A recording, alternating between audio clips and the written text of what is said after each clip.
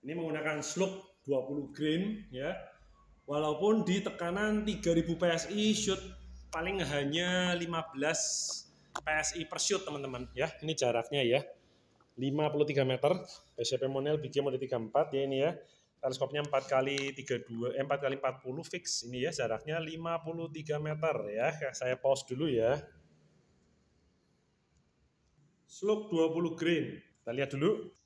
Turun ya teman-teman ya di jam 5 ya, jadi powernya masih belum maksimal.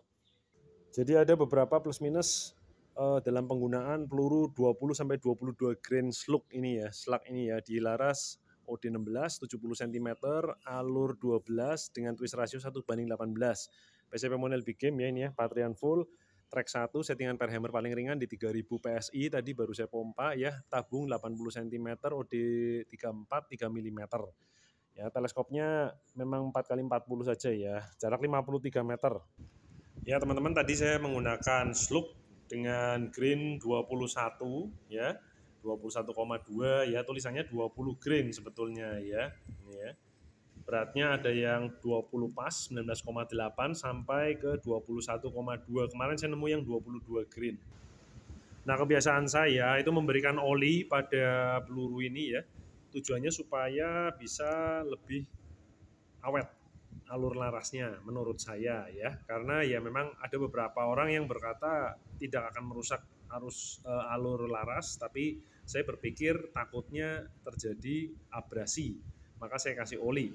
Nah, kembali ke topik bahasan saya ini, kelebihan dan kelemahannya. Yang pertama, kelebihannya dia memang lebih stabil, dengan catatan larasnya cocok teman-teman. Laras yang dibutuhkan untuk peluru 20 grain dengan panjang antara 9 mm ini ya, panjangnya 9 mm, kaliber 4,5 standar ya. Dia harus menggunakan twist ratio minimal 1:18 minimal ya. Bisa lebih rengket, lebih rapat, lebih bagus. Seperti misalnya 1:12 misalnya, itu lebih bagus. Karena peluru yang panjang seperti ini dia harus twistnya, muternya, RPM pelurunya lebih cepat daripada kondisi peluru yang standar. Yang standar ini misalnya ini 15 grain, 14 ya, tulisannya 14 grain, tapi kalau ditimbang antara 15 sampai 15,8, ada yang 16 grain ya.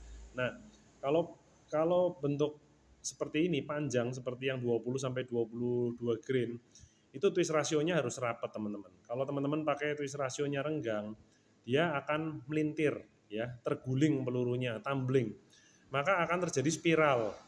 Kejadiannya mirip dengan SJ 20 grain ini ya, 20 grain flat.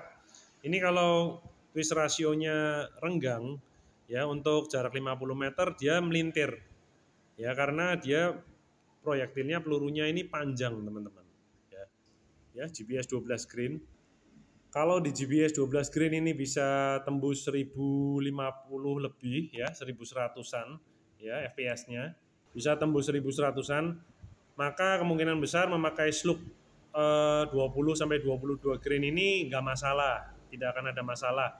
Itu pun juga kalau di 3000 PSI tadi ya, 2900 sekian PSI tekanannya, saya kasih track 1, settingan per hammer paling ringan, turun ya teman-teman. Dan titik impactnya pun tidak pecah teman-teman ya, hanya seperti ini aja. Karena dia belum optimal. Ini di sini dropping FPS-nya tinggi. Jadi itu ya, ada beberapa poin kelemahan dalam menggunakan peluru slug 20 sampai 22 grain. Ini kurang rapi nih, ada seperti ini ya. Ini kiloan non merek ya teman-teman ya, nggak ada merek ya. Jadi kalau kita lihat dropping FPS yang pertama, yang kedua terjadi peluru melintir ya, spiraling, tumbling pelurunya karena dia panjang, sehingga twist rasionya harus 1:18 minimal. Lebih bagus lagi, lebih rapat seperti misalnya 1:12 ya, atau 1:16 ya, itu lebih bagus lagi. Oke. Tapi untuk kategori non merek kiloan ini saya cukup bagus ya, ini saya rasa ya, karena dia punya inner diameter, out diameter pelurunya ini tidak besar. Jadi kalau dilaras kita sodok masih mulus, smooth ya. Dan diharapkan untuk slug seperti ini larasnya non choking barrel. Kalau pakai choknya nanti cepat kotor itu. Kadang-kadang gitu teman-teman, nggak selalu sih ya.